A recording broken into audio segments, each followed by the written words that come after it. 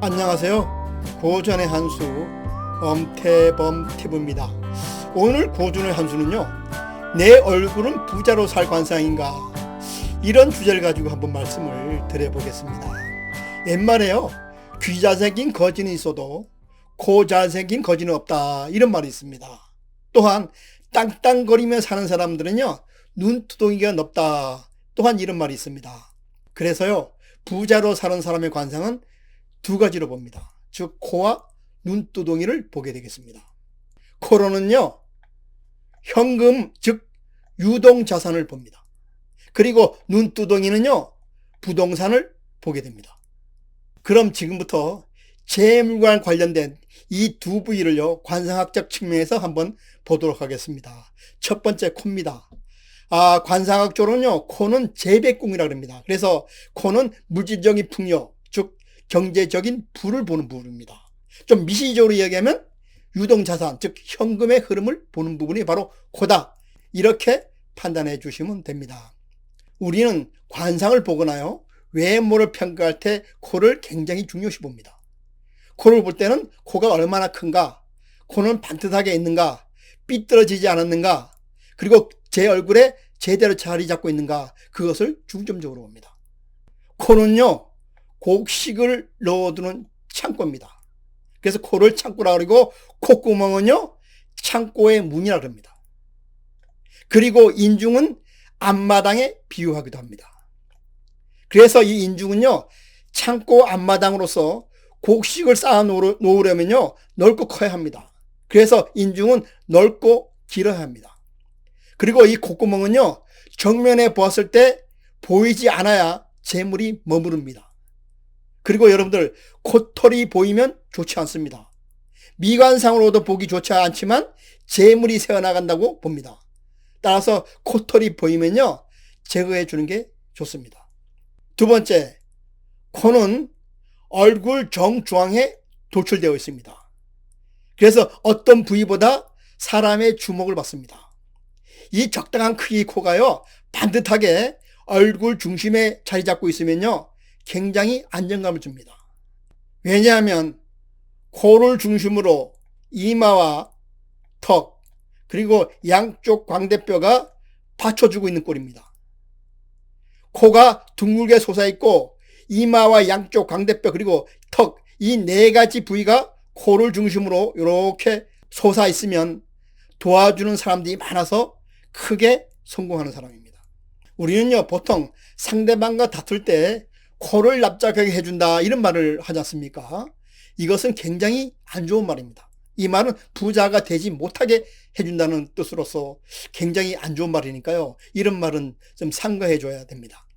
그리고 콧구멍이 보이는 이 들창코는요, 창고문이 활짝 열려 있어가지고 씀씀이가 크고 배포도 큰 사람입니다. 그리고 콧방울은요, 두툼하고 볼록해야 합니다. 그래야지 주변의 도움을 받아 경제적인 부를 축적하게 됩니다. 콧방울이 좋으면요, 성격도 좋습니다. 콧방울이 볼록하고 힘차게 보이면 두뇌가 명석하고 경제관념이 뛰어나 큰 부자가 됩니다. 코의 크기는요, 양쪽 콧방울과 콧부리의 넓이가 1대 2대 1 정도로 생긴 것이 가장 좋습니다. 그리고 콧망울은요, 두텁고 살집이 많아야 좋은 코로 봅니다. 코가요, 갓난아기 코처럼 작고 동그랗게 생긴 사람이 있습니다. 이런 사람들은 무력한 행동 양식을 보이고 철이 없어서 세장물정을 잘 모릅니다. 그래서 경제적인 부를 축적하기가 상당히 어려운 경향이 있습니다. 음양오행의 이론에 따르면요, 코는 도출된 모양으로서 양의 기운이 강한 남성에 비유합니다. 반대로 입은 수축되는 음의 기운이 강한 여성에 비유하게 됩니다. 여러분, 남성의 코가 크면 남성의 신체 부위 중에서 어디 부분이 크다고 생각하십니까? 이상하게 생각하시면 안 됩니다. 당연히 남자의 코가 크면 당연히 남자의 콧구멍이 큰 거죠. 콧구멍이 큰 사람은 스케일도 큽니다. 또한 여성의 코가 입보다 크면 여성답지 않고 남성의 기질이 있다고 판단합니다. 얼굴 중심에 있는 코는요, 자기 자신을 나타냅니다. 코가 빈약한 사람은요, 자기 자신을 위해서도 막강한 자리에 앉으면 안 됩니다.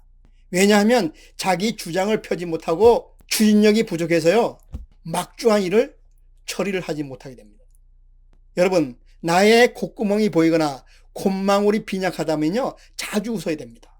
웃으면요, 팔자주름이 넓어지면서 콧망울도 자연히 넓어지게 됩니다. 따라서 콧구멍도 정면에서 보이지 않게 됩니다. 두 번째는 눈두덩이를 보도록 하겠습니다. 여러분들, 땅땅거리면서 사는 부동산을 많이 가지고 있는 사람들은요, 이 눈두덩이가 넓습니다. 눈썹과 눈 사이 이 공간, 이것을 전택궁이라고 합니다. 한문으로 풀이하면요, 밭전자와 집택자를 씁니다. 그래서 부동산의 소유 여부와 남에 대한 배려, 즉 포용력을 보는 부분이 바로 이 눈하고 눈썹 사이, 즉 전택궁을 보게 됩니다. 관상학에서는요, 눈썹을 구름이라 그리고 눈을 태양에 비유하곤 합니다. 눈썹과 눈 사이가 좁으면요, 마치 구름이 태양을 누리고 있는 것 같아서 아주 깝깝한 상황이 됩니다. 얼마 전에 조직폭력배들의 현상수배 전단을 제가 볼 계획이 있었습니다. 그 사진을 보니까요, 하나같이 눈과 눈썹 사이가 무척 좁아서 아주 사납게 보였습니다. 눈과 눈썹 사이는요, 눈 하나 들어가는 크기가 가장 표준입니다. 관상학에서 눈과 눈썹 사이가 넓은 것은 괜찮습니다. 그러나 이 사이가 좁은 것은 별로 좋지 않다고 합니다. 마의상법에서는 눈과 눈썹 사이가 좁은 사람은요, 나이 30세 이전에 이 속세를 떠나서 종교에 귀의하라고 했습니다. 속세에 있으면요, 자기 자신의 마음을 다스리지 못해가지고 사고를 치고 만다는 것입니다. 따라서 종교에 귀의해서 항상 마음을 단련하고 수련해서 자신의 감정을 잘 다스리면서 이 세상을 살아가라고 그렇게 기록되어 있습니다. 그리고요, 눈썹과 눈 사이 이 전택궁, 이 부분이 팽팽하게 되면요, 마음도 팽팽합니다. 다시 말해서 눈가죽이 팽팽하면 성격도 팽팽하여서요, 일에 대한 여유가 없고 모질다는 소리를 듣습니다. 그러나 눈가죽이 팽팽한 사람들은요, 일에 대한 집념이 강해서 어떤 어려움도 극복하는 그런 특유의 근성이 있습니다. 눈두덩이가요, 움푹 들어가서 마치 아픈 사람처럼 보이게 되면요, 그 사람이 가지고 있는 재산의 손실이 우려되니까 각별히 조심을 해야 됩니다. 우리는요, 매일 돈을 벌기 위해서 열심히 일을 하고 그것을 어떻게 쓸지 고민하면서 삽니다.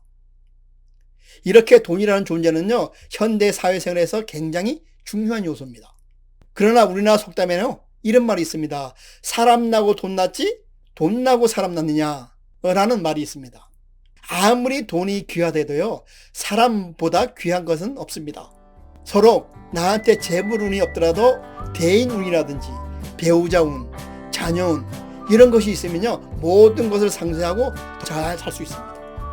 왜냐하면 우리가 살아가는 존재 이유가 돈이 아니기 때문입니다. 그럼 오늘 방송은 여기서 마치고요, 다음 시간에 다시 찾아뵙도록 하겠습니다.